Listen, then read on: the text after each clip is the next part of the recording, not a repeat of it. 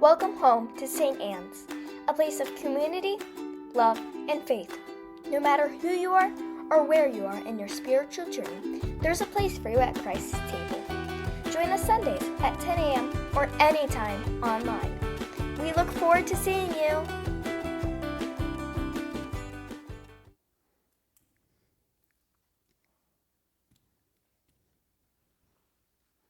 So there's a common thread throughout our readings today, and I want to address that thread.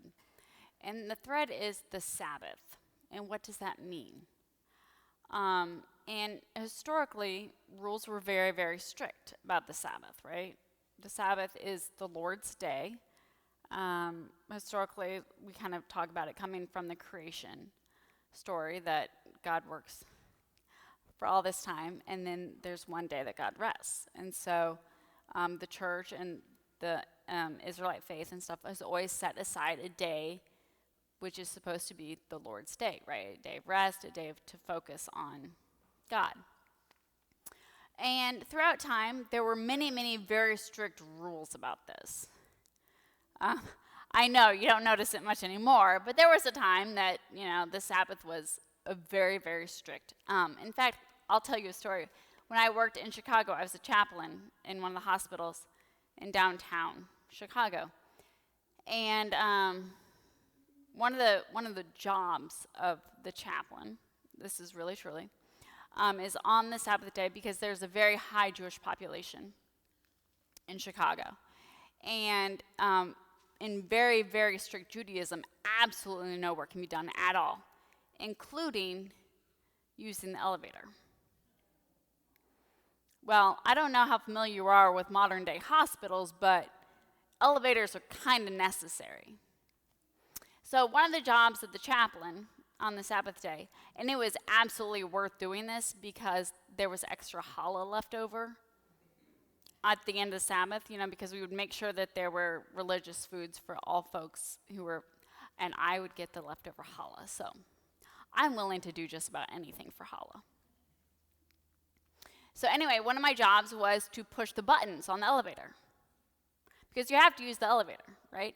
So the reason I tell this story is because there are very, very, very strict rules about this, right? And can you pick that up a little bit in the story of Jesus? That there are very strict rules and expectations for how we live out the Sabbath. And what I love is what Jesus says here is you're obsessed with the rules, so you're missing the point. And how often do we do that as humans, right? We become so obsessed with our rules that we forget why the rules exist in the first place.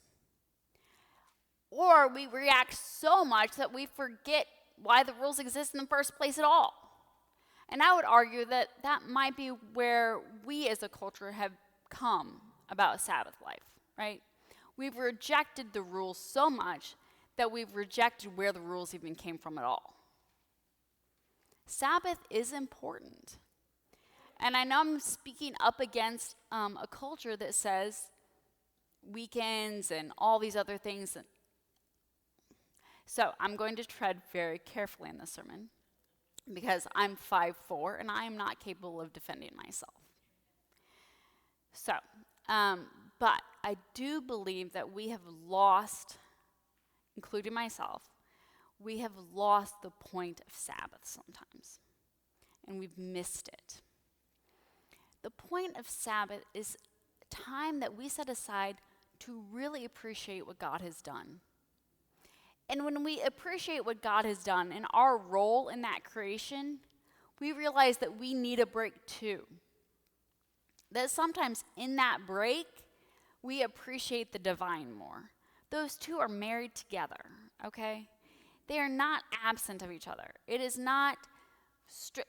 So my kids, because I don't know if you know this, but I have a shocking number of daughters.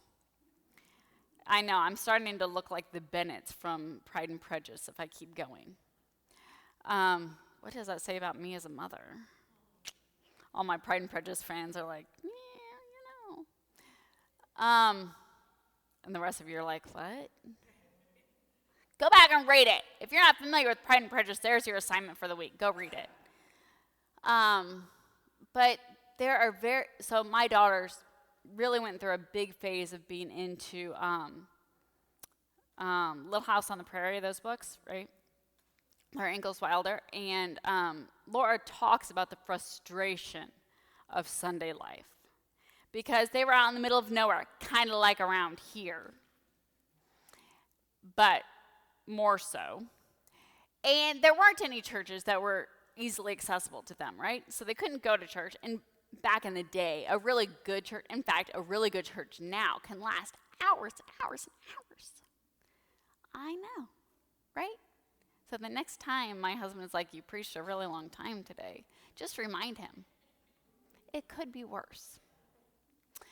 And so because they were there, Ma was like, yeah, but we still have to follow the Sabbath because there are rules about Sabbath life. And so they couldn't read just any book, right? They had to read from the Bible. Ooh, don't do that. That's all. It's a joke. Anyway, so she was really, really bored because there were all these rules about it, right? And so sometimes we get so hooked on those rules as Christians that we miss God. And I don't want us to go that far. But we as a culture have gone completely the other direction. That there is no such thing as Sabbath anymore. Don't worry about it. God is just taking time away from you that you need for all sorts of other things, right? And it's true, we do have a lot of things going on. We have sports, we have grocery shopping. I'll be honest, my Walmart order comes on Sunday afternoon because I got things to do, people. Because tomorrow morning at 5 a.m., we start back up in a whole different life, right? So my weekends are booked. I get it. I am not denying that reality exists. But I am saying that we've accepted that reality. And when we have accepted the reality that the world has offered to us, we need to do some work. Because sometimes in that acceptance, we've accepted other things as well.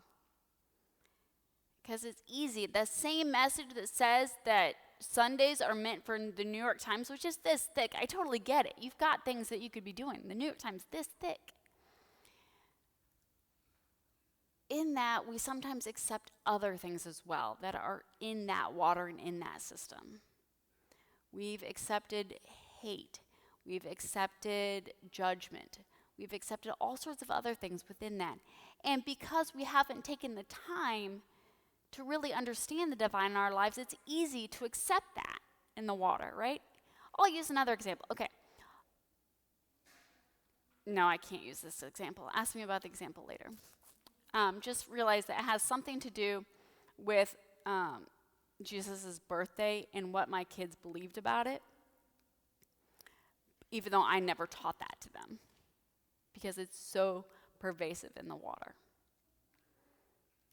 So if we are not aware of all of these things and we're not taking the time, we accept and just absorb it kind of via osmosis because it's so pervasive.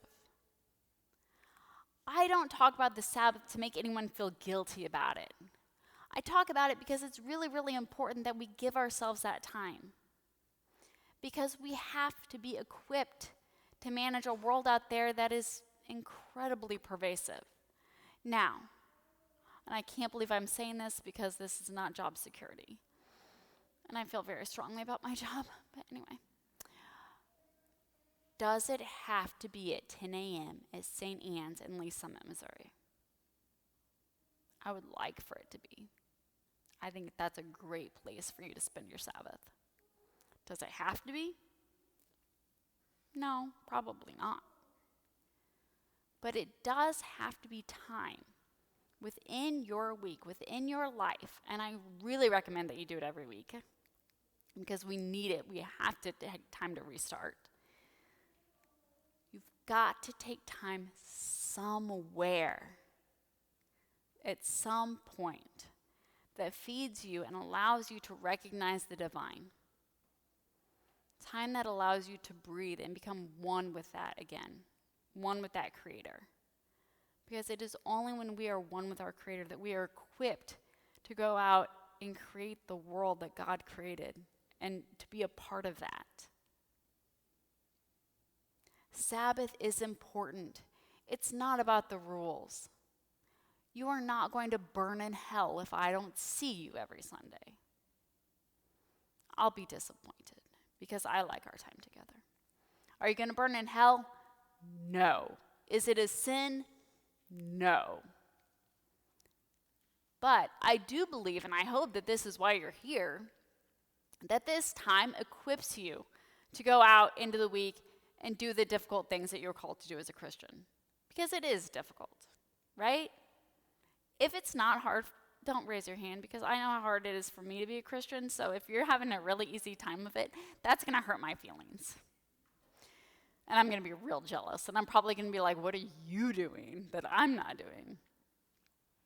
So I hope that that is what this is. I hope that this is a time when you spend time with other people who are wrestling with the same things and who love you and care about you and equip you to go out and do those things. But if that isn't something that works every week, and it probably doesn't, then what else are you doing? Where are you finding that time? Where are you carving out that time to get with your Creator, to really, really spend some Sabbath time? So for clergy, Sunday is not, I'll be honest, Sunday is my Sabbath, because I'm very, very spoiled as a priest, and I have a very easy job. Don't tell anyone that, though, because it looks bad. You know, if I'm not complaining about how hard being a priest is, am I even really doing it right? But it is often not considered a clergy person's Sabbath. Another day is. So usually clergy will take a Monday or Friday as their Sabbath. And that's okay. What I'm saying to you is maybe what the world considers to be your Sabbath isn't your Sabbath. And that's okay. Jesus' whole point is you guys are so hung up on rules and labels and all that stuff that you are missing what it really means. So what does it mean for you? That's my challenge to all of us today. Where is your Sabbath? What is your Sabbath? With whom is your Sabbath? So some of us like to be completely alone. Some of us, that sounds like a nightmare.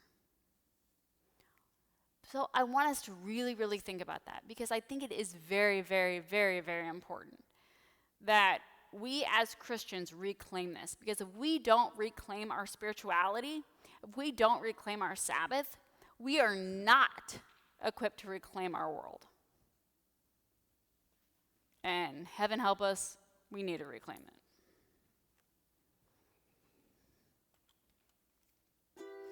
Guys, I love this. We want you to know that you're welcome to join us at 10 a.m. on Sundays. Please be sure to hit subscribe to receive our sermons. We can't wait to meet you. Just know that there is everywhere, right? Like everywhere. And you can never get rid of it.